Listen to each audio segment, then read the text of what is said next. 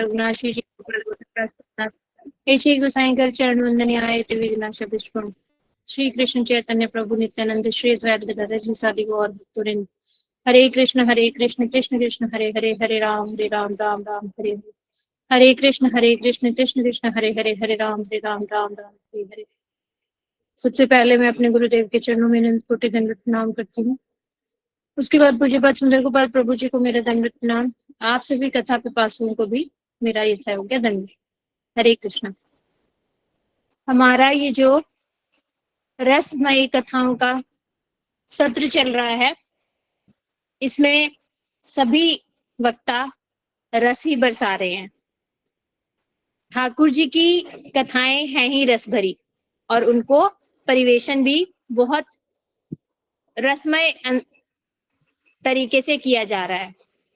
आप सब लोग बहुत बहुत सुंदर तरीके से ठाकुर जी की कथाओं का परिवेशन कर रहे हो। ठाकुर जी को ही कहा गया है रसो वैसा, मतलब जिनके अंदर संपूर्ण रस है, वो ही ठाकुर जी, वो ही गोपीनाथ जी हमारे आराध्य हैं। गोपियां जिनकी नाथ है नहीं, गोपियों के नाथ नहीं, गोपियां जिनकी नाथ हैं वो गोपीनाथ। गोपियों के नाथ नहीं, गोपियां जिनकी नाथ हैं वो गोपीनाथ। ऐसे गोपीनाथ ही हमारे आराध्य हैं। गोपियां कैसे उनकी नाथ हो गई? ऐसा क्या किया गोपियों ने कि कृष्ण उनके चरणों में अपना सिर रख देते हैं? यही समझकर हमें भक्ति करनी। गोपियों ने जो भगवान को आनंद प्रदान किया है, गोपियों के अंदर जो सेवा वृत्ति है भगवान को आनंद देने की, क्योंकि गोपियां किसकी अंश हैं? आह्लादनी शक्ति श्रीमती राधा रानी की। आह्लादनी शक्ति का कार्य ही केवल और केवल अपने स्वामी को प्रसन्न करना, उनको आनंद देना है। उन्हीं की विस्तार आगे गोपियां हैं। तो वो इतना निमग्न रहती हैं इसी में कि किस तरह से वो ठाकुर जी को प्रसन्न कर सके, आनंद दे सके। इसीलिए ब्रज में रस बरसता है। गोपियां कृष्ण को आनंद देती हैं और कृष्ण ब्रजवासियों को, गोपियों को आनंद देते हैं। आनंद का जहां पर आदान प्रदान होता है, वहीं पर रस होता है। तो आज का हम सेशन शुरू करते हैं। सबसे पहले हमारे साथ कौन आ रहा है? हरे कृष्णा दीदी। हरे कृष्णा दीदी, आज हमारे साथ 3 स्पीकर्स जुड़ेंगे। कालिया दमन लीला और उसके तत्व में दर्शना दीदी बताएंगी। इसके बाद गोपी चीर हरण लीला और उसके तत्वों में भानुपति दीदी बताएंगी। और उसके बाद मुख्यकर्ता ब्राह्मण पत्नी लीला, यहाँ पे अनिता दीदी बताएंगी। तो सबसे पहले कालिया दमन लीला और उसके तत्व में दर्शना दीदी बताएंगी। हरे कृष्णा दर्शना दीदी। ठीक है दीदी। हरे कृष्णा दीदी, आपका स्वागत है। आप शुरू कीजिए। हरे कृष्णा दीदी। हरे कृष्णा दंडवत प्रणाम। सर्वप्रथम मैं पूज्यपाद सुंदर गोपाल प्रभु जी, क्या मेरी आवाज आ रही है? हरे कृष्णा, मेरी आवाज आ रही है? हाँ जी दीदी, बिल्कुल क्लियर है, आप बोलिए। ओके ओके ओके दीदी। सर्वप्रथम मैं पूज्यपाद सुंदर गोपाल प्रभु जी, विशाखा मैया, हरिप्रिया दीदी, मीरा दीदी, निशा दीदी और सभी गुरुवर्ग आचार्यों के चरणों में अनंत कोटि दंडवत प्रणाम ज्ञापन करती हूँ और उन सहतों की कृपा की वांछा करती हूँ। और यहाँ उपस्थित सभी कथा पिपासुओं के चरणों में मेरा यथा योग्य प्रणाम स्वीकार हो। जय श्री कृष्ण चैतन्य प्रभु नित्यानंद, श्री अद्वैत गदाधर श्रीवासादि गौर भक्त वृंद। हरे कृष्ण कृष्ण कृष्ण हरे हरे, हरे राम राम राम हरे हरे। हरे कृष्ण। तो आज हम कालिया आज हम लोग कालिया दमन लीला श्रवण करेंगे। ये बहुत ही अलग और विशेष लीला है, और ये विशेष क्यों है ये हम आगे जानेंगे। तो हम चलिए ब्रज में प्रवेश करते हैं। श्री राधे राधे। तो कृष्ण 6 साल के बालक हैं। वो दाऊजी और बाल सखाओं के साथ साथ रोज गैया चराने के लिए प्रतिदिन जमुना किनारे जाते हैं। लेकिन उस दिन क्या होता है, दाऊजी का जन्मदिन होता है। तो दाऊजी कृष्ण को कहते हैं कि मैं रोहिणी मैया और यशोदा मैया के हाथ से स्वादिष्ट पकवान खाऊंगा, तो मैं तुम्हारे साथ नहीं आऊंगा, तो तुम आगे चले जाओ, तुम्हारी टीम अलग है, मेरी टीम अलग है। तो कृष्ण अपने बाल सखाओं को लेके गैया चराने के लिए वन में चले जाते हैं। तो हमेशा की तरह बाल सखाओं के साथ कृष्ण खेलते हैं। तो खेलते खेलते उनकी गेंद यमुना जी में गिर जाती है। तो अभी बिना गेंद के खेलेंगे कैसे, तो कृष्ण कहते हैं कि गेंद लाने मैं जाऊंगा। तो कृष्ण तो भगवान है, उन्हें पता है कि वहां पर यमुना जी में कुछ तो उथल पुथल हो रही है, कुछ तो गड़बड़ है। तो यमुना जी के जो दक्षिणी भाग है, जो दक्षिणी दिशा में एक सरोवर जैसा है, तो उस सरोवर में कालिया नामक एक नाग रहता है अपने परिवार के साथ। उसे 1101 फन है, और उसका जो विष है वो इतना जहरीला है कि उसने पूरे बाउंड्रीज को भी जहरीला बना रखा है। और क्या होता है, वो उबलता हुआ जहर रहता है, तो उससे जो भाप निकलती है वो आसमान तक ऊपर तक जाती है। तो कोई पक्षी भी अगर उड़ता हो तो वो सूंघ के मर जाता है। कोई पशु पानी पीने जाता है तो वो मर जाता है। और कैसे है कि बाल सखा तो यमुना जी का ही जल पीते हैं जब उन्हें प्यास लगती है। तो कृष्ण चिंतित हो जाते हैं कि अब क्या करें, अब तो कुछ ना कुछ करना पड़ेगा। तो वहां पर एक जमुना जी के किनारे एक सिर्फ, और कैसे है कि जो आजू बाजू के जो वृक्ष हैं वो भी सारे सूख चुके हैं उस विष के प्रभाव से। लेकिन सिर्फ एक कदम का वृक्ष है जो सूखा नहीं है, क्योंकि वहां पर गरुड़ जी ने उसके ऊपर अमृत रखा था जिस पर विष का प्रभाव, इसलिए उस पर विष का प्रभाव नहीं पड़ा। वो गरुड़ जी ने सोचा था कि एक समय आएगा जब मेरे प्रभु आएंगे, मेरे कृष्ण आएंगे, वो इस वृक्ष पर चढ़ेंगे, यमुना जी में छलांग लगाएंगे और कालिया का उद्धार करेंगे। तो भागवतम में ये लिखा है कि कृष्ण तैयार हो गए वो, क्योंकि उसका अहंकार चूर करना था। क्योंकि कालिया किसका प्रतीक है, अहंकार का। उसे अपनी शक्तियों का अहंकार था, वो बहुत क्रोधी था, वो अज्ञानी था। तो वृंदावन में काली देह नामक एक स्थल है जहाँ ये कदम का वृक्ष है, जहाँ संत भजन कर रहे हैं। तो कृष्ण ने पीताम्बर बांधा, बाल बांधे, उस वृक्ष पर चढ़े और यमुना जी में गहरी छलांग लगाई। और उसका प्रभाव ये हुआ कि 400 से 500 फीट तक पानी बाहर आ गया था। तो अभी जो यमुना जी के किनारे में जो वृक्ष थे, तो वो कुछ वृक्ष दुखी थे, क्योंकि उन्हें लगता था कि काश हमें यमुना जी का स्पर्श होता तो हम भी पवित्र हो जाते।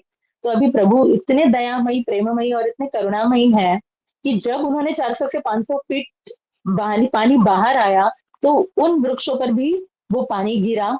तो वो सारे वृक्ष इतने आनंदित हो गए, मतलब प्रभु की उन पर इतनी अनंत कृपा है। तो कृष्ण ने जहां वहां पर छलांग, वहां पर उतने गहरे पानी में गए जहां कालिया विश्राम कर रहा था। तो नाग पत्नियों ने देखा कि ये 5 साल का बालक यहाँ पर क्या कर रहा है जिसने मोरपंख धारण किया हुआ है। तो उन्होंने कृष्ण को कहा कि बालक तुम यहाँ से चले जाओ, हमारे पति विश्राम कर रहे हैं, अगर वो जग गए तो वो तुम्हें मारेंगे। तो ये नाग पत्नियां कौन है, ये नाग पत्नियों के इष्ट भगवान श्री कृष्ण हैं। श्री भक्ति विनोद ठाकुर जी ने उनका वर्णन एक भजन में किया है। जो उसकी कुछ पंक्तियां मैं सुनाती हूँ, 2 पंक्तियां हैं। जय द्विज पत्नी जयो नाग कन्या गौर, भक्ति तेज हारा पैला गोविंद चरण। जय राधे जय कृष्ण जय वृंदावन। तो ये नाग पत्नियां कौन है, ये नाग पत्नियां वही कालिया की पत्नियां हैं जिन्होंने इतनी उच्च कोटि की वैष्णव भक्ति की है।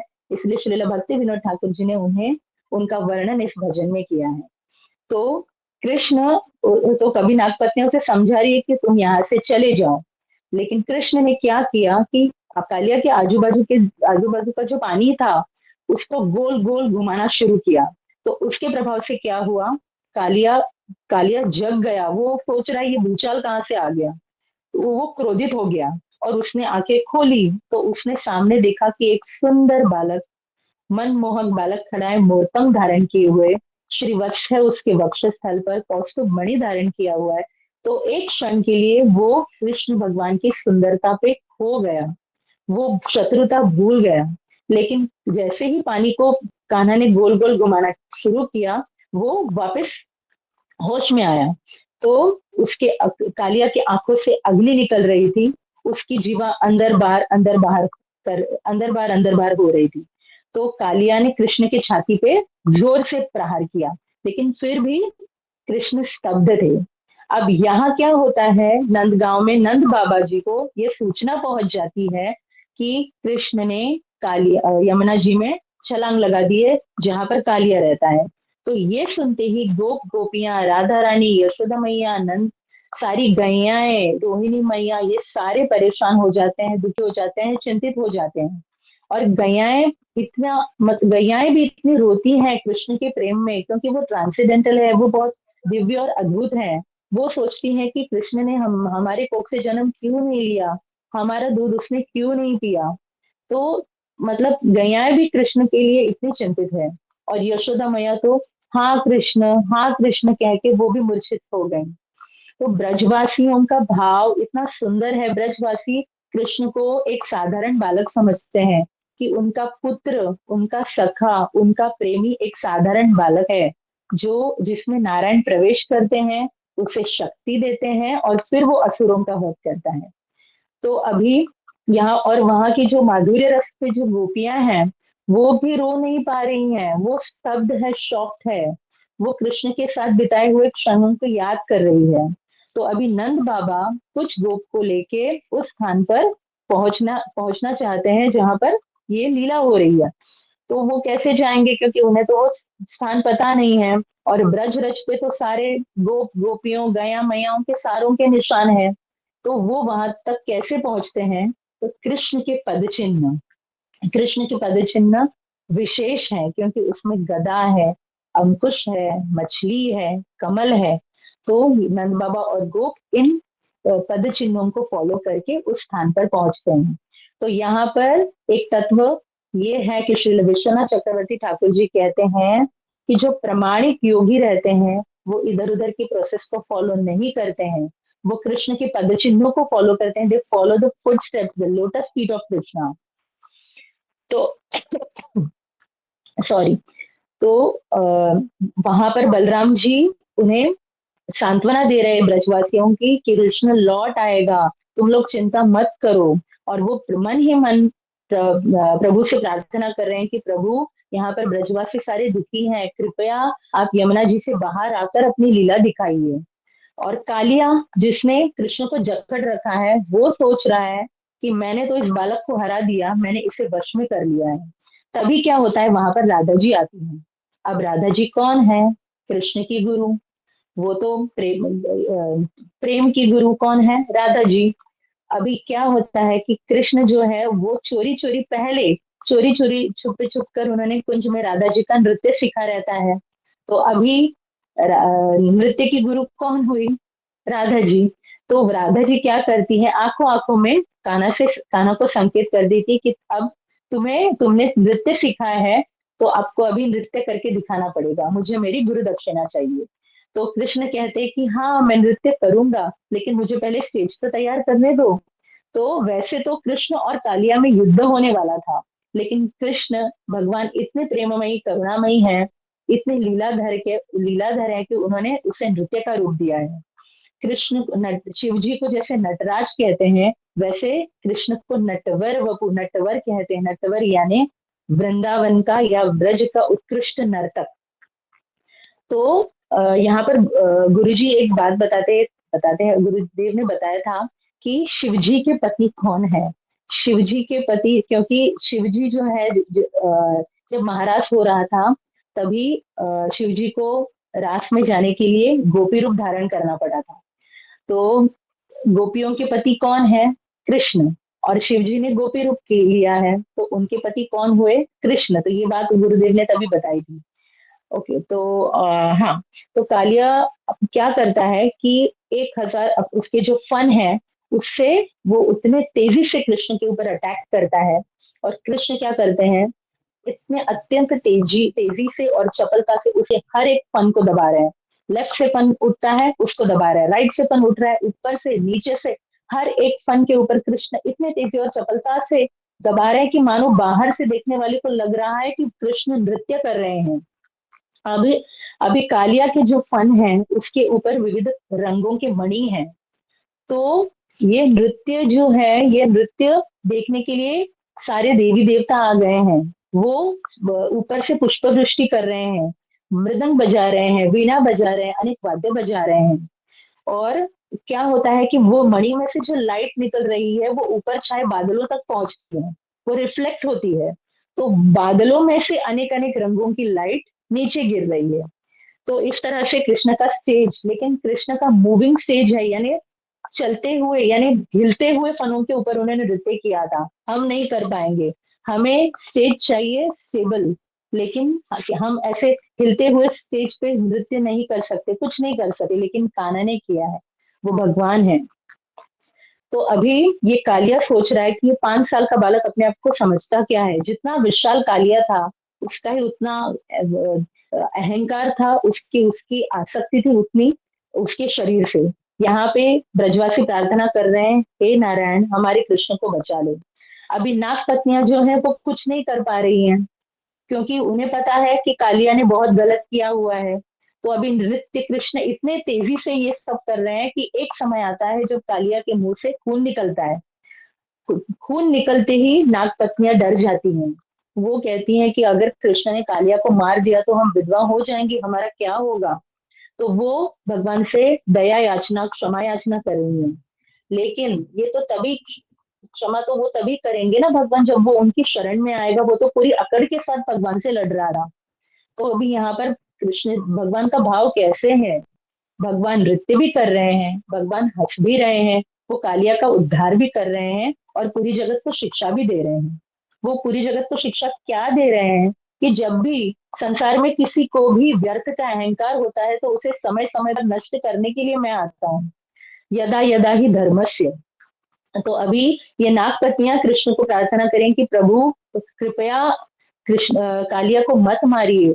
तो कृष्ण कहते कि मैं इसे मारने नहीं आया हूँ, चेतो दर्पण मार्जनम करने आया हूँ, भव महादावाग्नि निर्वापणम। फिर कालिया का जब डिटॉक्स होता है, पूरा जहर निकल जाता है, तब वो भगवान वो सोचता है कि मेरे सर पर ये इतने भारी पैर किसके पड़ रहे हैं, मानो पूरा ब्रह्मांड मेरे सर पर है। तो वो समझ जाता है कि यही परम भगवान श्री कृष्ण है। तो वो उनकी शरण में जाता है, वो भगवान से प्रार्थना करता है कि भगवान मैं एक बद्ध जीव हूँ, ये सर्प योनि में आने की वजह से मेरा स्वभावता ही मुझ में शत्रुता, अहंकार, ये सारे गुण आ गए हैं। तो कृपया मुझे इस स्वभाव से मुझे मुक्ति दिलाइए। अभी गुरुदेव यहाँ पे बताते हैं कि गीता का सार क्या है, भगवान ने क्या कहा है कि अपना मन मुझे दो, मेरा शुद्ध भक्त बनो। मन मना भव मद भक्तो मद्याजी माम नमस्कुरु। कुरुक्षेत्र में जब युद्ध चल रहा था तब भगवान ने कृष्ण को क्या कहा कि अपना मन मुझे दो। तब अर्जुन ने क्या कहा कि भगवान यहाँ पे युद्ध चल रहा है, मैं अपना मन आपको कैसे दूं। तो कृष्ण ने कहा कि भगवान ने कहा कि अगर तुम तुम्हारा मन नहीं दे सकते तो मेरी पूजा करो। तो अर्जुन कहते हैं कि भगवान मुझे अस्त्र शस्त्र चलाने हैं, मैं घंटी कैसे बजाऊं, मैं माला कैसे करूं। तो कृष्ण ने कहा कि अगर तुम ये भी नहीं कर सकते तो मुझे प्रणाम करो। तो कालिया ने भी यही किया, उसने भगवान की पूजा की, उन्हें उसे चंदन लगाया, उन्हें गहने जवारात दिए, मणि दिए, वस्त्र दिए, इत्र दिए, कमल का हार दिया, उन्हें भेंट किया जो भगवान को अत्यंत प्रिय है। भगवान प्रसन्न हुए, खुश हुए और उन्होंने उसे वरदान दिया और आदेश भी दिया।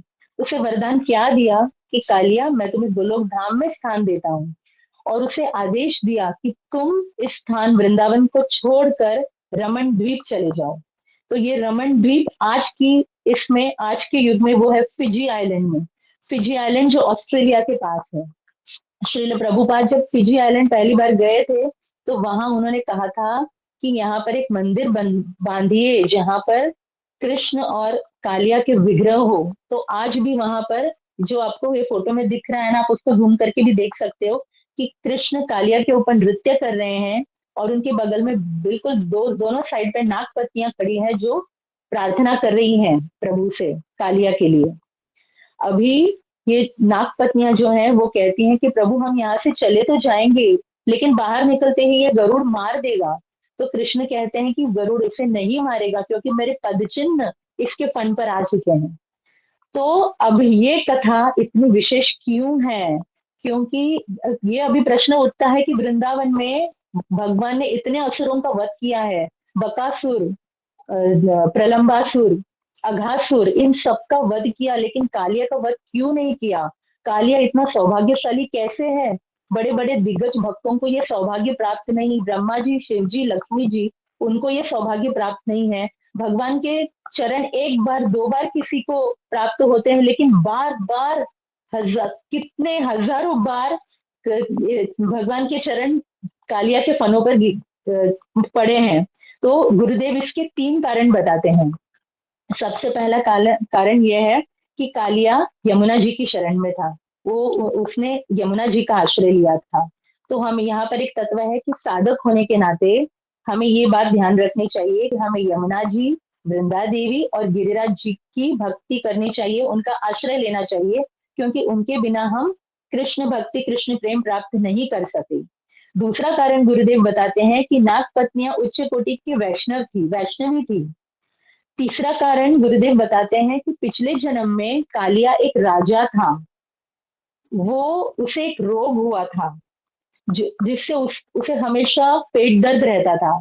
तो उसे किसी ने बताया था कि यमुना जी के किनारे कदम का वृक्ष है जहाँ सौबरी मुनि भजन कर रहे हैं, तो अगर तुम उनका चरणामृत राशन करते हो तो तुम इस रोग से मुक्त हो जाओगे। तो वो राजा मुनि के पास जाता है और उनसे विनती करता है कि कृपया आप मुझे अपना चरणामृत दीजिए। तो सौबरी मुनि अपना लेफ्ट चरण बाहर निकालते हैं तो वो देखता है कि उन्हें चर्म रोग हुआ है। वो अपना राइट पैर निकालते हैं तो देखता इसमें तो और भी बुरी हालत है, इसमें तो पस हुआ है। तो वो राजा क्या करता है, उनके चरण धोता है, लेकिन वो जो चरणामृत है वो अपने मस्तक पर छिड़कता है, उसे ग्रहण नहीं करता। तो मुनि कुपित हो जाते हैं और उसे श्राप देते हैं कि तुम सर्प बन जाओगे। लेकिन तुमने एक एक शुद्ध भक्त का उसे वरदान भी देते हैं कि तुमने एक शुद्ध भक्त का चरणामृत अपने मस्तक पे धारण किया है, इसलिए भगवान के पद चिन्ह भी तुम्हारे मस्तक पर पड़ेंगे। तो गुरुदेव यहाँ पर बताते हैं एक बहुत इंपॉर्टेंट तत्व कि अगर किसी शुद्ध भक्त की चरण धूली, उनका चरणामृत और उनका महाप्रसाद इतना बलशाली है कि वो किसी को भी तार सकता है। इसलिए गुरुदेव कहते हैं नवद्वीप परिक्रमा करो, वृंदावन परिक्रमा करो, गौर पूर्णिमा में आओ, क्योंकि अगर तुम वहां पे माथा टेकोगे तो किसी शुद्ध भक्त की अगर चरण धूली तुम्हारे मस्तक पे लग गई, पड़ गई, तो तुम्हारा प्रारब्ध बदल जाएगा, भक्ति में तुम कहाँ से कहाँ पहुंच जाओगे। तो ये कालिया दमन लीला अवश्य ही श्रवण करनी चाहिए, जिन्हें मतलब सभी को श्रवण करनी चाहिए, क्योंकि इससे अहंकार नष्ट होता है। सूरदास जी ने जब भगवान कालिया के ऊपर नृत्य कर रहे थे तो उन्होंने एक बहुत ही सुंदर पद लिखा है। तांडव गति मुंडन पे नाचत गिरिधारी, पम पम पम पग पटकत पम पम पम फननि परत, बिम बिम बिम विनति करत नाग वधुहारी। तांडव गति मुंडन पे नाचत गिरिधारी, शशिक शशिक शनकादिक नन्नन नारद मुनि, मम मम मम महादेव बम बम बम बलिहारी। तांडव गति मुंडन पे नाचत गिरिधारी, विविध विविध विद्याधर दं दं दं देव सकल गंग गंग गंग गुनि गंधर्व नाचत देतारी। तांडव गति मुंडन पे नाचत गिरिधारी, सूरदास प्रभु की वाणी किन किन किन हूँ ना जानी, चन चन चन चरण परत निर्भय कियो काली, निर्भय कियो काली, तांडव गति मुंडन पे नाचत गिरधारी। इसी साथ में अपनी वाणी को विश्राम देती हूँ। कृपया कृपया मेरी त्रुटियों को क्षमा कीजिए। गौर प्रेमानंदे। हरि हरि बोल। हरे कृष्णा।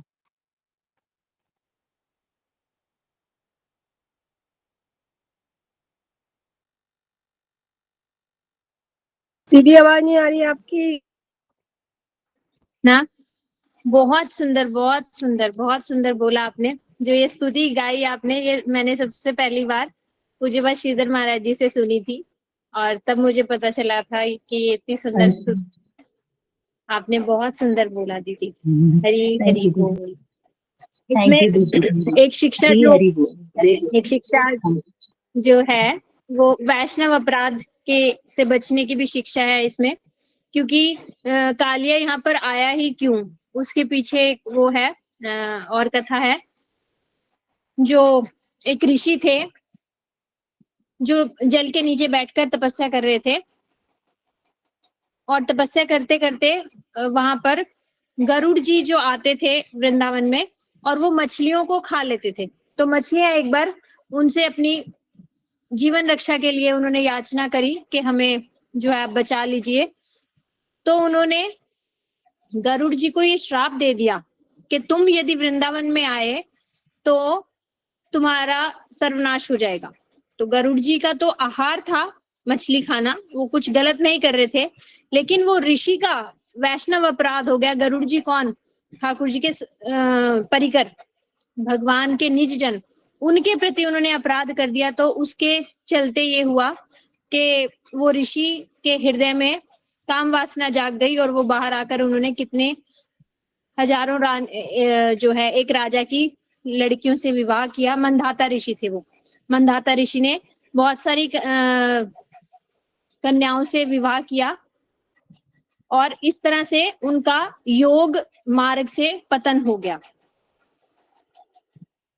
लेकिन जिनकी रक्षा के लिए उन्होंने किया था वो तो आज भी बची नहीं, क्योंकि कालिया नाग आ गया। कालिया नाग को ये पता था, क्योंकि गरुड़ और कालिया नाग की दुश्मनी थी, उन्हें पता था कि वृंदावन में कालिया नाग नहीं आ सकता, इसलिए कालिया नाग यहाँ आ गया था। अब विष के कारण उनका, जिनकी रक्षा के लिए ये ऋषि ने ऐसा किया था अपराध, उनकी रक्षा भी नहीं हो पाई, कालिया नाग वहां पर आ गया। तो इससे हमें ये शिक्षा लेनी चाहिए। जब कालिया नाग ने ये बात बोली कि मुझे गरुड़ खा लेगा, मैं बाहर कैसे जाऊं, तब भगवान ने यही बोली थी कि गरुड़ अब तुम्हें प्रणाम करेगा। क्यों? क्योंकि तुम्हारे मस्तक पर मेरे चरणों की छाप है। जो दीदी ने इतना सुंदर बताया कि ठाकुर जी के चरणों में विशेष चिन्ह होते हैं, तो गरुड़ जी तो प्रणाम करेंगे अब तुम्हें, तुम जाओ रमणक द्वीप में जहां भेजा।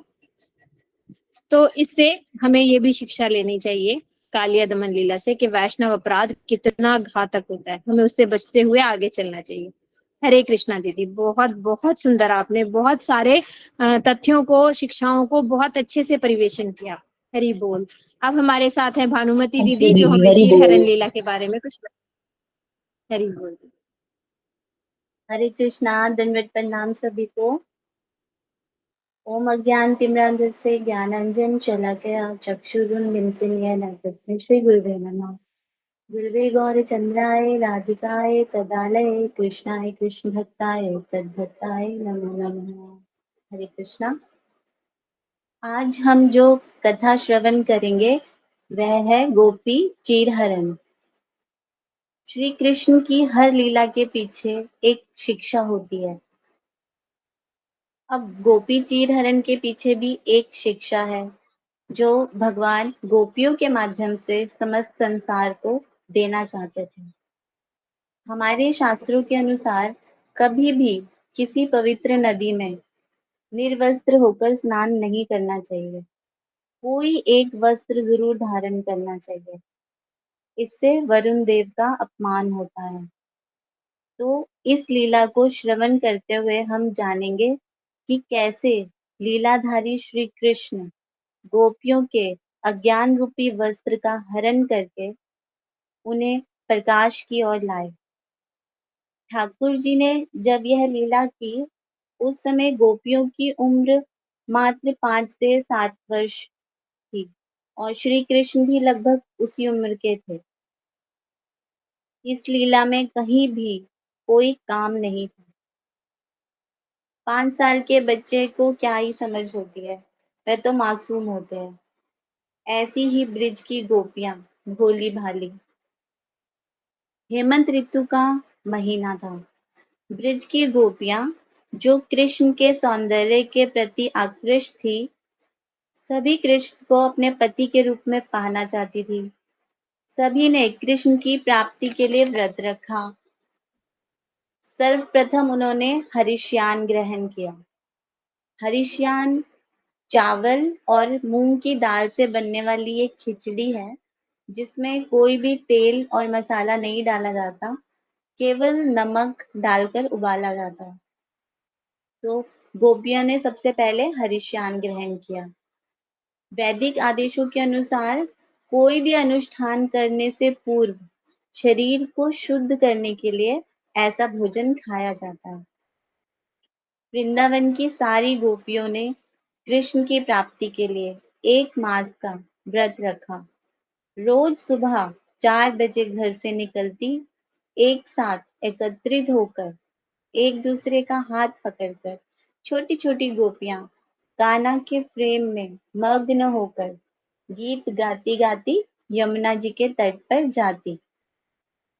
नंद लाला नंद लाला नंद लाला हमारे मन भाई गयो रे नंद लाला नंद लाला हमारे मन भाई गयो रे नंद लाला हाय नंद लाला हाँ नंद लाला जब से देखो नंद को लाला जब से देखो नंद को लाला ओ सांवरिया मदन गोपाला ओ सांवरिया मदन गोपाला वो तो बन के गीत समाए गयो री नंद लाला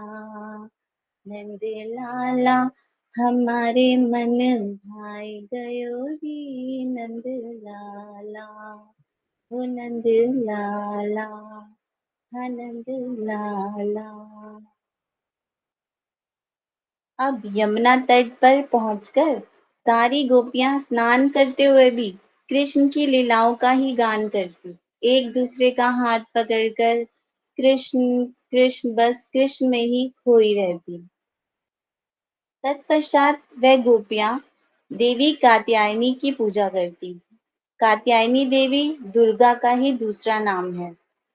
इस देवी की पूजा यमुना की बालू से प्रतिमा बनाकर की जाती है। सारी गोपिकाएं देवी दुर्गा का अर्चा विग्रह तैयार करके चंदन लेप, माला, धूप, दीप, फल, अन्न आदि की भेंट चढ़ाकर पूजा करती। सारी गोपियां देवी कात्यायनी की पूजा पूर्ण भक्ति भाव से करती। कात्यायनी महामये महायोगिन अमेश्वरी नंद गोप सुतम देवीं प्रतिमे गुरुते नमः। कात्यायनी महामये महायोगिन अमरीश्वरी नंद गोप सुतम देवीं प्रतिमे गुरुते नमः। अर्थात गोपियां देवी से वरदान स्वरूप मांगती, हे देवी, हे परम योग शक्ति, हे जगत की परम नियंता, आप अगर हमारी पूजा से प्रसन्न हैं, तो हमें नंद का लाला कृष्ण ही पति रूप में मिले। यही हमारी एकमात्र इच्छा है। गोपियां पूजा तो देवी की करती और पति रूप में कृष्ण को मांगती। उन्हें संसार की किसी भी भौतिक वस्तु की कामना नहीं थी। यदि हमारे कर्म का केंद्र बिंदु कृष्ण हो, तो अपने उद्देश्य की पूर्ति के लिए भक्त किसी भी साधन को अपना सकता है। गोपियां कृष्ण की सेवा के लिए, उन्हें प्रसन्न करने के लिए कोई भी साधन अपनाने को तैयार थी। यह गोपियों की सर्वोत्कृष्ट विशेषता थी। उन्होंने पूरा 1 मास देवी दुर्गा की पूजा की और प्रतिदिन नंद महाराज के पुत्र कृष्ण को ही पति रूप में मांगा। भगवान कृष्ण का एक नाम योगेश्वर है। बड़े बड़े योगी ध्यान का अभ्यास करके अन्य पुरुषों के मन की स्थिति का पता लगा लेते हैं। अतः कृष्ण गोपियों की मनोकामना को जानते थे और उनकी मनोकामना पूर्ण करने हेतु पूरे 1 माह के पूर्ण होने पे वे वहां पर अपने ग्वाल बालों के साथ पहुंचे और देखा कि गोपियां जल में एक दूसरे का हाथ पकड़कर स्नान कर रही हैं और बहुत ही मग्न हैं, कृष्ण में खोई हुई हैं। कन्हैया कन्हैया कन्हैया कन्हैया कन्हैया कन्हैया कन्हैया कन्हैया पुकारा करेंगे, लताओं में ब्रज की निहारा करेंगे। कन्हैया कन्हैया पुकारा करेंगे, लताओं में ब्रज की निहारा करेंगे। कहीं तो मिलेंगे वो बाके बिहारी, कभी तो मिलेंगे वो बाके बिहारी।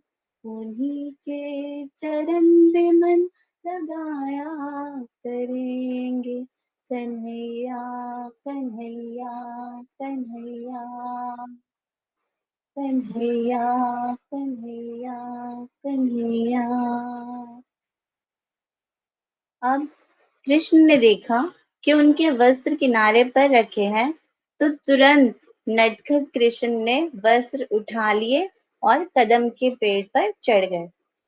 अब यहाँ पर कृष्ण और गोपियों के बीच जो हास्य प्रहास हुआ है, उसका बहुत ही सुंदर वर्णन है। गोपियां जब स्नान कर रही थी, तो तभी एक गोपी बोली, अब स्नान ही करती रहेंगी या पूजा भी करनी है? यह कहकर गोपी तट की ओर आई और क्या देखती है कि उसके वस्त्र वहां नहीं है। सबको बोली, अरे सखियों, हमारे वस्त्र यहाँ नहीं है। सब सखियां हैरान कि वस्त्र कहाँ गए। अब अंधेरे में इधर उधर देखने लगी, पर कोई नहीं दिखा। फिर ध्यान से देखा तो श्रीमान जी बैठे हैं कदम के पेड़ पर। गोपियां बोली, ओ लाला, हे लाला, काहे हमारे वस्त्र ले लिए? कृष्ण बोले, मैं तो जानू भी ना वस्त्र काहे सो बोले। गोपी, देखो लाला, ऐसा मजाक हमको बढ़िया ना लागे। तुम सब चुराओ, माखन चुराओ, चित्त चुराओ, अब वस्त्र भी चुरान लागे। हमारे वस्त्र वापस करो। कृष्ण बोले, मैंने तो देखे भी ना है, वस्त्र काहे सो कहे। गोपी, अरे ये तुम्हारे पास कदम के डाल पर रखे हैं जो।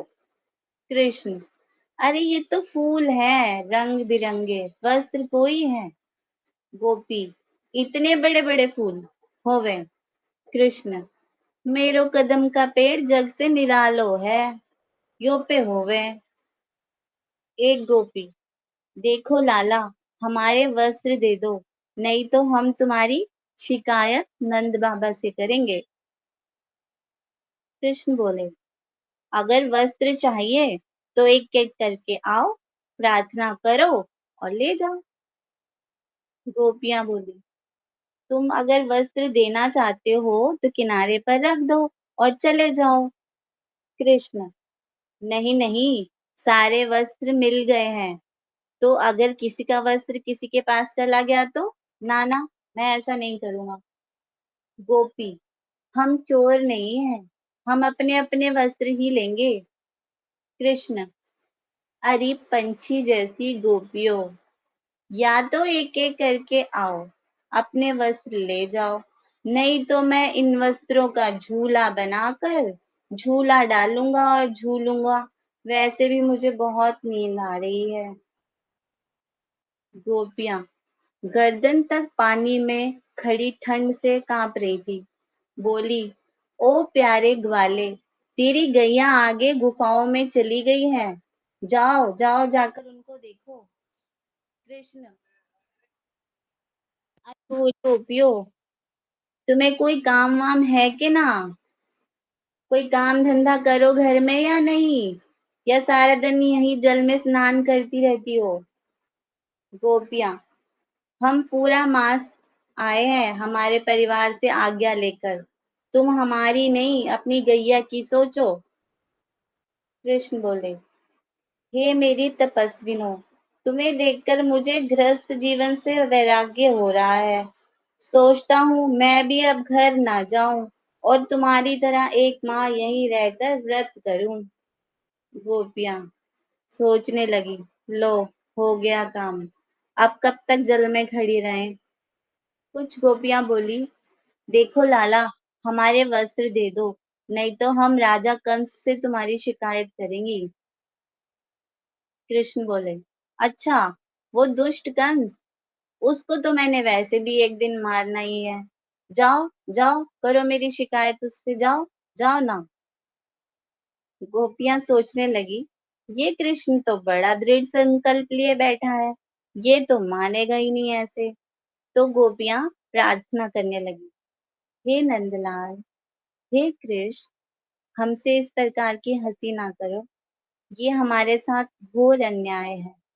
हम ठंड में जल में खड़ी ठिठुर रही हैं, हमें हमारे वस्त्र दे दो, अन्यथा हमें कष्ट होगा।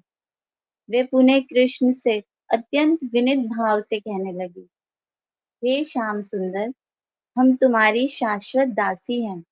तुम हमें जो भी आज्ञा दोगे, हम बिना हिचक के करने को तैयार हैं। तब कृष्ण बोले, हे बालिकाओं, यदि तुम अपने को मेरी शाश्वत सेविकाएं मानती हो, तो मेरी आज्ञा का पालन करो। मेरी आज्ञा है कि तुम एक एक करके प्रसन्न मुख से आओ और अपने वस्त्र ले जाओ। गोपियां, हे कृष्ण, हम कैसे आए बाहर, हम निर्वस्त्र हैं। कृष्ण, तो तो क्या हुआ, तुम स्नान करने भी तो ऐसे ही गई थी ना, जैसे गई थी वैसे आ जाओ। गोपियां, परंतु लाला, उस समय यहाँ कोई नहीं था, तुम भी नहीं थे। कृष्ण बोले, ऐसा नहीं है, मैं हर समय हर स्थान पर होता हूँ, प्रत्यक्ष या अप्रत्यक्ष रूप में।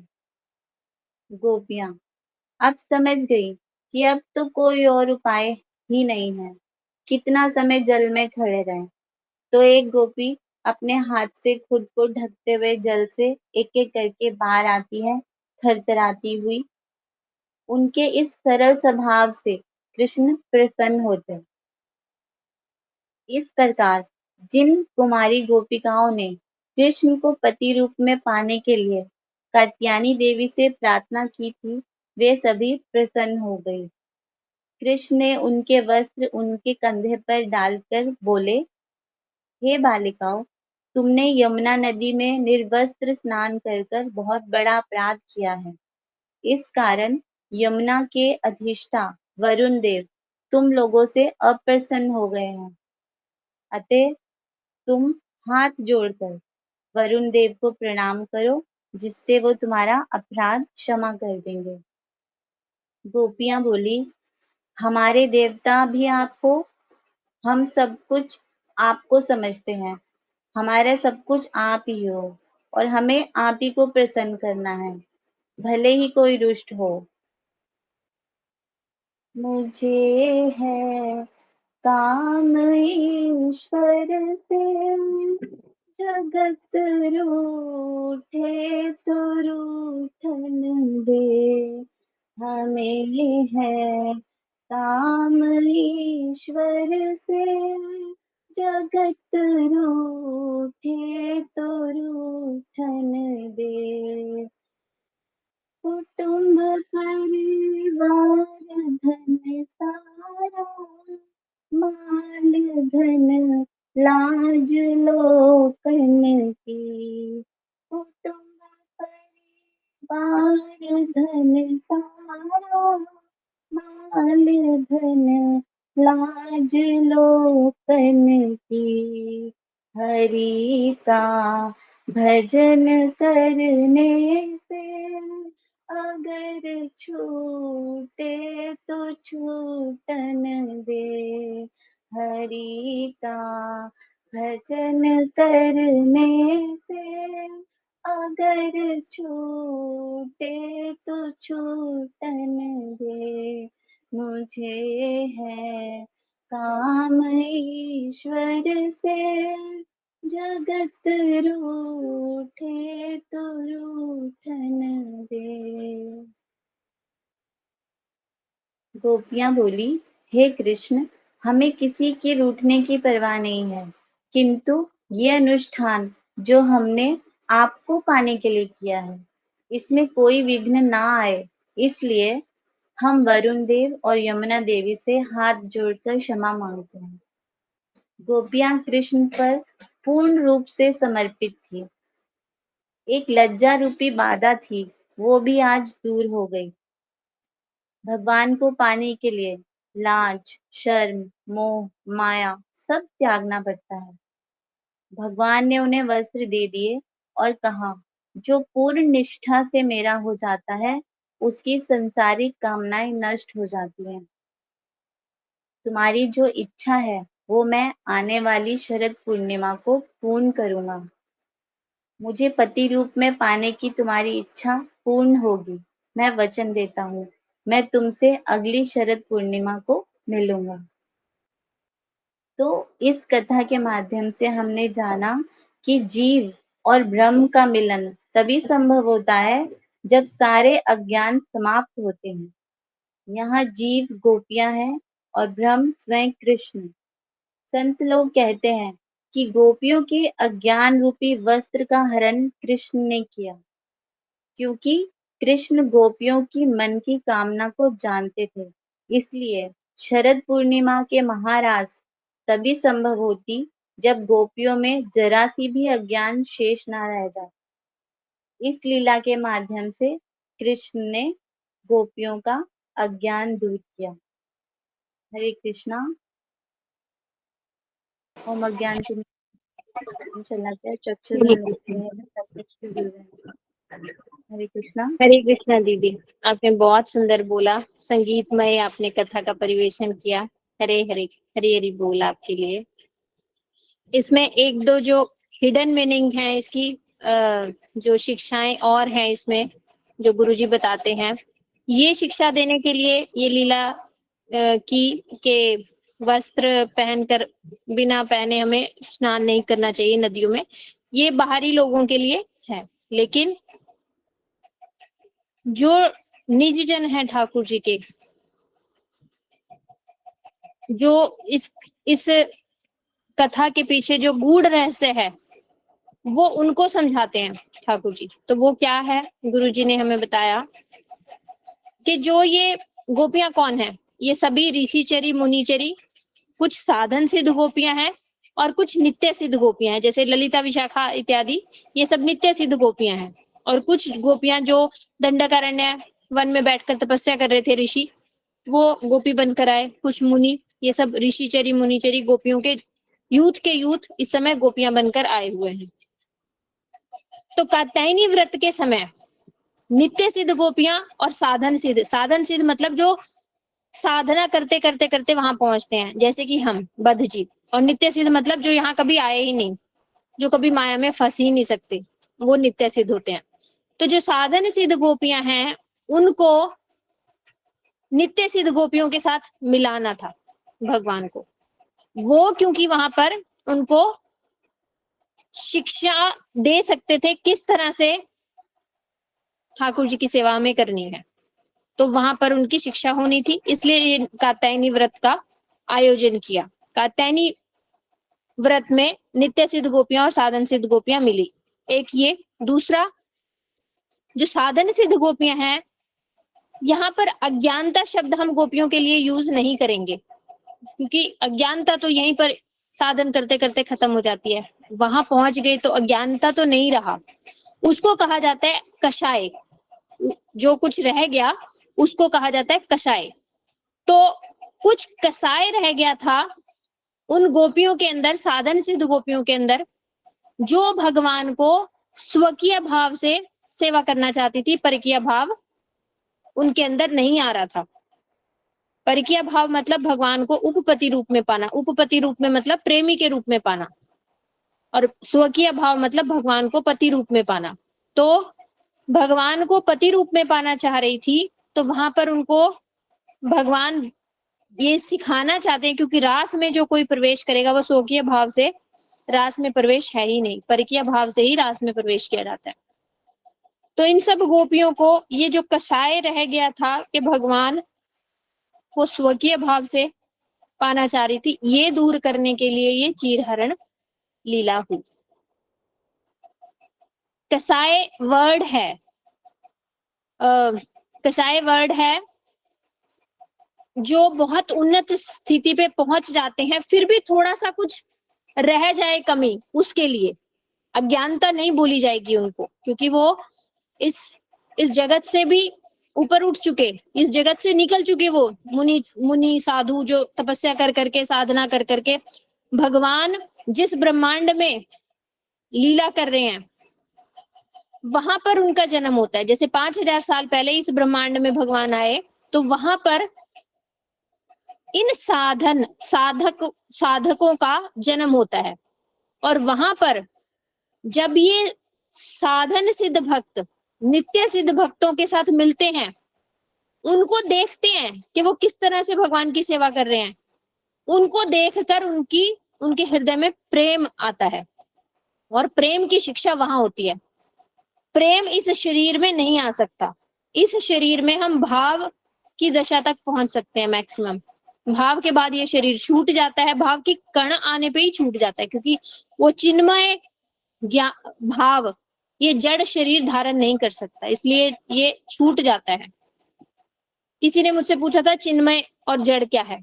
चिन्मय मतलब ट्रांसीडेंटल और जड़ मतलब मटेरियलिस्टिक। भगवान के यहाँ पर सब चिन्मय है, कुछ जड़ नहीं है, और यहाँ पर जड़ जगत कहा जाता है ये क्यों? क्योंकि यहाँ पे चिन्मय और चेतन और जड़ में डिफरेंस ये समझ लो, जो चेतन होगा उसके अंदर इच्छा शक्ति, क्रिया शक्ति और अनुभव शक्ति, 3 चीजें होंगी। वहां का दूध भी चिन्मय है, वो भी इच्छा कर सकता है कि मैं ठाकुर जी की सेवा करूं, लेकिन हमारे यहाँ तो ऐसा नहीं है। हमारे यहाँ तो इच्छा शक्ति, क्रिया शक्ति और अनुभव शक्ति प्रत्येक वस्तु नहीं कर सकती। यहाँ की तो चीजें जड़ हमें दिखाई देती हैं, तो ये जड़ जगत है, वो चिन्मय जगत है। तो चिन्मय भाव ये शरीर धारण नहीं कर सकता, इसलिए ये शरीर छूट जाता है और फिर वहां पे जन्म होता है, जहाँ पे साधन सिद्ध भक्तों का नित्य सिद्ध भक्तों के साथ मिलन होता है, उनको देखते हैं और उनका वहां पर प्रेम की शिक्षा वहां पर होती है। और फिर उसके बाद वो शरीर छोड़ने के बाद फिर भगवान के नित्य धाम हम पहुंच जाते हैं। ये हमारा प्रोसेस है अपना स्वरूप में वापस जाने का। तो ये जो गूढ़ रहस्य है वो ये है कि ये जो कसाय उनके अंदर बचा था उसको दूर करने के लिए भगवान ने चीरहरण लीला करी। हरे कृष्णा। अब हमारे साथ अनुराधा दीदी हैं जो हमें यज्ञ पत्नियों का कथा सुनाएंगी। हरे कृष्णा। हरे कृष्णा दीदी। धन्यवाद दीदी। आवाज आ रही है? हाँ जी दीदी आ रही है, बोलिए। ओम अज्ञानतिमिरान्धस्य ज्ञानांजन शलाघ्या चक्षुरुन्मीलितं येन तस्मै श्री गुरुवे नमः। गुरुवे गौरचंद्राय राधिकाय तदालय कृष्णाय कृष्ण भक्ताय तद्भक्ताय नमो नमः। हे कृष्ण करुणा सिंधु दीन बंधु जगतपते गोपेश गोपिका कांत राधा कांत नमोस्तुते। जय श्री कृष्ण चैतन्य प्रभु नित्यानंद श्री अद्वैत गदाधर शिवासादि गौर भक्त वृंद। हरे कृष्ण कृष्ण कृष्ण हरे हरे, हरे राम राम हरे हरे। मैं अपने गुरुदेव श्री भक्ति वेदांत श्रीधर महाराज जी के चरणों में अनंत कोटि दंडवत प्रणाम करती हूँ। पूज्य पासुंदर गोपाल प्रभु जी, अपनी शिक्षा गुरु विशाखा दीदी के चरणों में भी प्रणाम करती हूँ और समस्त वैष्णवियों को मेरा यथा योग्य प्रणाम। हमारे जो ये कथाएं चल रही हैं इसमें अनेक अनेक लीलाएं हुई हैं। कृष्ण भगवान को और ग्वाल वालों को देखकर गाय चराने की इच्छा हुई तो उन्होंने अपने नंद बाबा से कहा कि बाबा मुझे गाय चरानी है। तो किस तरह से वह गाय चराने आने लगे और जब उनके पिताजी ने उनको जूतियां दी तो उन्होंने कहा नहीं मैं जूती भी नहीं पहनूंगा। और वो कैसे उन्होंने नंगे पैर चलकर सारी ब्रज भूमि को पवित्र किया। वहां अनेक लीलाएं हुई। उन्हीं में से एक लीला है ब्राह्मण पत्नियों का उद्धार। एक बार श्री कृष्ण भगवान ग्वाल वालों के संग गए तो ग्वाल वालों ने कहा लाला हमें भूख लग रही है, खाने के लिए कुछ चाहिए। यह मधुबन क्षेत्र के निकट की लीला है। तो कृष्ण भगवान ने बलराम कृष्ण भगवान जी ने अपने ग्वाल वालों को भेजा कि जाओ पास में ही कुछ ब्राह्मण यज्ञ कर रहे हैं, वहां जाकर उनसे भिक्षा मांग कर आओ। अब वो वहां गए ग्वाल बाल। वहां ब्राह्मण अग्नि रस यज्ञ कर रहे थे। यह यज्ञ स्वर्ग लोक की जो लाभ है उसको करने के इच्छुक करते हैं। जो ब्राह्मण थे ये वैष्णव नहीं थे।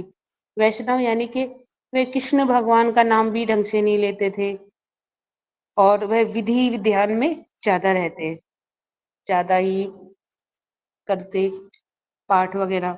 तो इस तरह से वे वहां जब ग्वाल बाल गए तो उन्होंने उनसे भिक्षा मांगने के लिए कहा कि हम कृष्ण भगवान के सखा हैं, हमारे कृष्ण भगवान और हम हैं भूखे, हमें कुछ भिक्षा दे दो। तो उन ब्राह्मणों ने उनकी बात ढंग से सुनी भी नहीं। क्यों नहीं सुनी? क्योंकि कृष्ण भगवान नंद बाबा के यहाँ थे, वो वैश्य थे और बलराम जी थे हमारे क्षत्रिय हुए, और रोहिणी मैया जी के पुत्र थे। तो उन्होंने काफी कहा तो ग्वाल वालों ने कहा हे भूसुरो, यानी कि भू भूमि के जो तुम सुर हो, जो तुम भूमि को उद्धार कर रहे हो ब्राह्मण बनकर, हमें कुछ भिक्षा दे दो। हम यहाँ आए हुए हैं और हमें बहुत भूख लग रही है, हमें कृष्ण भगवान ने भेजा है। लेकिन वहां उन्होंने सुना ही नहीं। तो वह ग्वाल बाल बड़े थोड़े से दुखी होकर कृष्ण भगवान के पास आए, कह रहे उन्होंने तो हमें भिक्षा नहीं दी।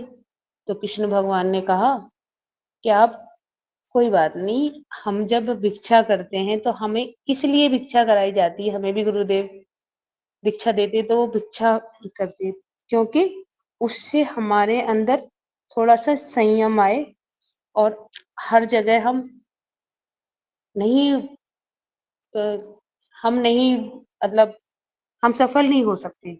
उसी तरह से हमारे गुरुदेव भी किस तरह से प्रचार करते हैं और किस तरह से कृष्ण नाम का प्रचार कर रहे हैं। तो कृष्ण बलराम जी ने उनको बताया और उनसे कहा दोबारा जाओ और वहां जो हमारी ब्राह्मण पत्नियां हैं, ब्राह्मण पत्नियां हैं, उनसे भिक्षा मांगो। कृष्ण बलराम जी दोबारा उन ब्राह्मण पत्नियों के पास गए। वो बड़े ही सुंदर रूप से सजी हुई अपने वहां बैठी हुई थी भवन में। तो उन्होंने कहा कि हे ब्राह्मण पत्नियों, हम कृष्ण बलराम द्वारा भेजे गए हैं, हमारे हम सखाओं को बहुत भूख लग रही है, क्या हमें कुछ भिक्षा मिलेगी? वो ब्राह्मण पत्नियां वहां सुनते ही बड़ी खुश हुई और वे एकदम से बहुत प्रसन्न हुई क्योंकि उन्होंने कृष्ण भगवान की लीलाएं सुन रखी थी, उनका चिंतन करती रहती थी, उनके लिए बड़ी ही प्रीति थी उनकी, एक एकमात्र भक्ति करती थी।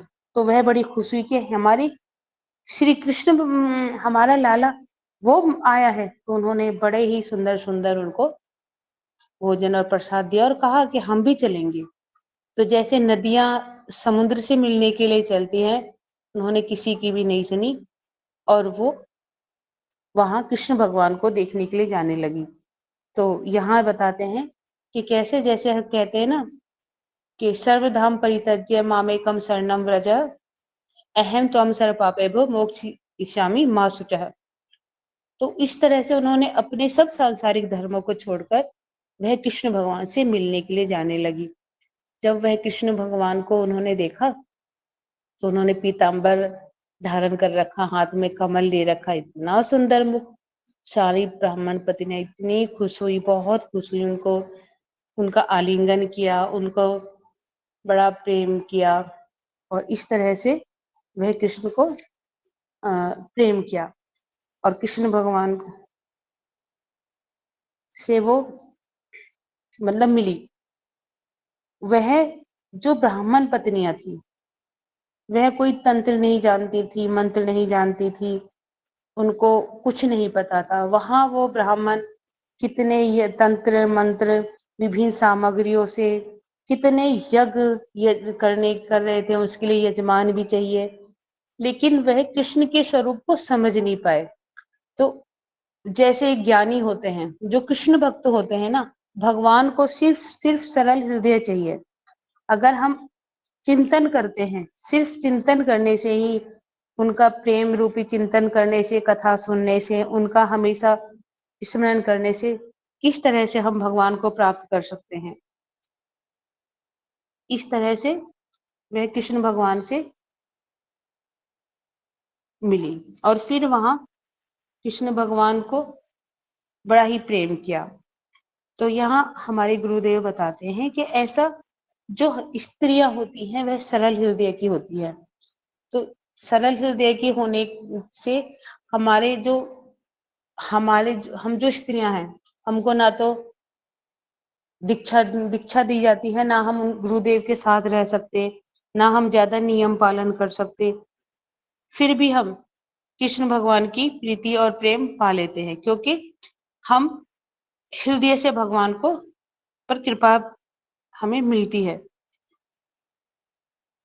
और कृष्ण भगवान ने, लेकिन उनमें से जो एक ब्राह्मण पत्नी थी, उनको भगवान ने नहीं जाने, किसी ब्राह्मण ने नहीं जाने दिया था।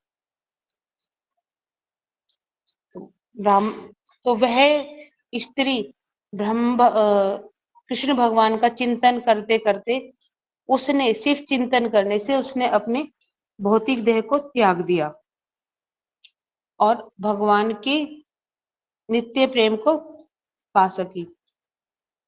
तो इसीलिए कहते हैं कि भगवान की प्रीति हम सिर्फ भगवान के चिंतन और प्रेम से भी पा सकते हैं। हमारे गुरुदेव भी कहते हैं कि हमें जब भगवान की प्रीति और उनके स्नेह का मौका मिले, तो हम कह देते हैं ना कि संसार को एक तरफ रख देना चाहिए हमें। जहां हमें उनकी प्रीति हो, तो हमें ये नहीं कि आज हमारे पास ये सेवा है या वो है, हमें भगवान की सेवा को सर्वोपरि रखकर भगवान की प्रीति करनी चाहिए। हरे कृष्णा। दीदी पता नहीं आज क्या हो रहा है। वांछा पतितनम पावने तो वैष्णवे नमो नमः। हरे कृष्णा। हरे कृष्णा दीदी। अनुराधा दीदी, आपने बहुत सुंदर बताया यज्ञ पत्नियों का किस तरह से भगवान ने उद्धार किया। जो ब्राह्मण थे वो सारे शास्त्र जानते थे, लेकिन ठाकुर जी से प्रीति का संबंध उनका नहीं था, तो वो भगवान को सामने आने पर भी वो भगवान की सेवा नहीं कर पाए। क्यों? क्योंकि उनको ये पता ही नहीं था ये यज्ञ का फल क्या है। यज्ञ तपस्या सबका फल क्या है? साक्षात भगवान की सेवा। उनके पास ये अपॉर्चुनिटी आई थी, लेकिन उन्होंने इसे अवेल नहीं किया। दूसरी ओर यज्ञ पत्नियां जिन्होंने शास्त्र नहीं पढ़े, उन्होंने ये कैसे सेवा की, उसके पीछे ये कारण है कि यज्ञ पत्नियां जब अपने घर में रहती थी, तो वहां पर, क्योंकि ये जंगल में रहती थी, वन में, ऋषि मुनि वन में रहते थे, तो यज्ञ पत्नियां वन में रहती थी। वहां पर जो है पुलिंदी कन्याएं आती थी। पुलिंदी कन्याएं मतलब नीची जाति की लड़कियां जो लकड़ी बीनने आती थी, जंगल से लकड़ी बीनने आती थी। तो उनसे वो जो ब्राह्मण पत्नियां हैं वो पूछती थी कि नंद का लाला कैसा है, ब्रज में वो कैसी कैसी लीलाएं करता है। तो पुलिंदी कन्याओं से सुन सुनकर नंद के लाला के बारे में, उनके हृदय में उनके दर्शन की उत्कंठा जाग गई और उनसे प्रेम हो गया। तो यहाँ हमारे लिए बहुत बड़ी शिक्षा है। यदि हम ठाकुर जी से प्रेम करना चाहते हैं, कुछ उनकी सेवा करना चाहते हैं, तो सबसे पहला स्टेप क्या होगा? हरि कथा श्रवण। यदि हम हरि कथा श्रवण ही नहीं करेंगे तो हमारे हृदय में उनके सेवा के प्रति लोभ नहीं जागेगा। तो ये शिक्षा हुई। दूसरा एक आगे गुरुजी प्रश्न पूछते हैं कि ब्राह्मण पत्नियों को रास में प्रवेश क्यों नहीं मिला? उन्हें तो वापस भेज दिया। ब्राह्मण पत्नियां भी वहीं रहना चाहती थी जब उन्होंने ठाकुर जी के अपने हाथों से उनको भोजन कराया और ठाकुर जी ने उन्हें कहा तुम घर चली जाओ। वो नहीं जाना चाहती थी, वो कहती थी हम यहीं रहेंगे क्योंकि अब हमें घर नहीं जाना, लेकिन फिर भी किसी तरह समझा बुझाकर ब्राह्मण पत्नियों को तो घर भेज दिया।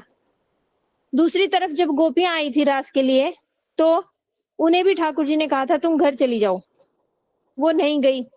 फिर उनके साथ ठाकुर जी ने रास किया। तो ऐसा क्यों?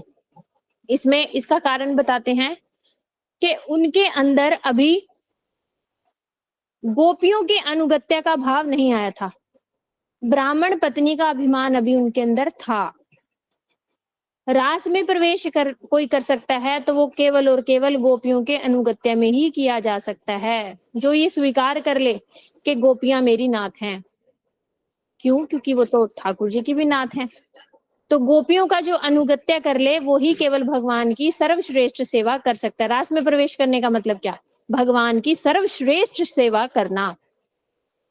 तो जो सर्वश्रेष्ठ सेवा जो कोई कर सकता है वो केवल और केवल गोपियों के अनुगत्य में, यानी गोपियों के अनुशासन को सहकर, गोपियों के पीछे पीछे चलकर हम वो सर्वश्रेष्ठ सेवा कर सकते हैं। तो इसलिए जो ब्राह्मण पत्नियां थी उनको भगवान ने वापस भेज दिया, क्योंकि अभी उनके अंदर गोपियों का अनुगत्य का भाव नहीं आया था।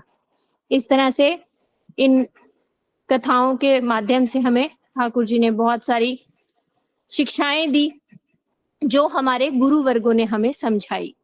ठाकुर जी की लीलाओं को कोई भी सुन सकता है, कोई भी पढ़ सकता है, लेकिन जो ये उनकी शिक्षाएं हैं उन लीलाओं में छुपी हुई, ये केवल और केवल शुद्ध वैष्णव, गुरु परंपरा में आए हुए वैष्णव ही हमें दे सकते हैं। इसलिए मैं बार बार कहती हूँ हम लोग परम परम परम सौभाग्यशाली हैं कि हम ऐसी गुरु परंपरा में आए हैं जहां पर हमें इतनी अच्छी तरह से ये शिक्षाएं समझाई जाती हैं। तो गुरुदेव की जय। ये केवल और केवल गुरु जी के सानिध्य से ही संभव हो सकता है। वो यहाँ पर आए हम बद्ध जीवों के लिए, इतने ग्रंथ लिख कर गए, इतने उन्होंने प्रवचन दिए, इतना उन्होंने मेहनत की हमारे लिए। आज हमारे पास वही संपत्ति है जिसको हमें संजो कर रखना है। इसलिए आप सब लोग गुरु जी के जो सुबह सुबह लेक्चर आता है वो ध्यान से बैठ कर सुना करो, उसके नोट्स बनाया करो, क्योंकि गुरु जी हमारे पास अपने प्रवचन के माध्यम से और शास्त्रों के माध्यम से ही हमारे साथ हैं हमेशा। हरे कृष्णा। आज का सत्र हम यहीं पर विश्राम करते हैं। वांछा कल्पतरुभ्यश्च कृपा सिंधुभ्यश्च पतितानां पावनेभ्यो वैष्णवेभ्यो नमो नमः। कल फिर हम मिलेंगे ठाकुर जी की नई नई मधुर लीलाओं के साथ। हरे कृष्णा। आप सभी के लिए बहुत बहुत हरि बोल। आप बहुत अच्छा हरि कथा परिवेशन कर रहे हो, इसी तरह से आप प्रयास करते रहना। हरे कृष्णा। दीदी अब अगला सेशन ना सोमवार को होगा, क्योंकि अभी हमारी रूटीन क्लासेस होती है जो वीकली क्लासेस होती हैं, तो अगला सेशन हम सोमवार को करेंगे। ठीक है दीदी। हरे कृष्णा। सोमवार को हम फिर से मिलेंगे ठाकुर जी की नई नई लीलाओं को श्रवण करने के लिए। हरे कृष्णा। हरे कृष्णा दीदी, धन्यवाद प्रणाम। हरे कृष्णा दीदी। सभी को धन्यवाद।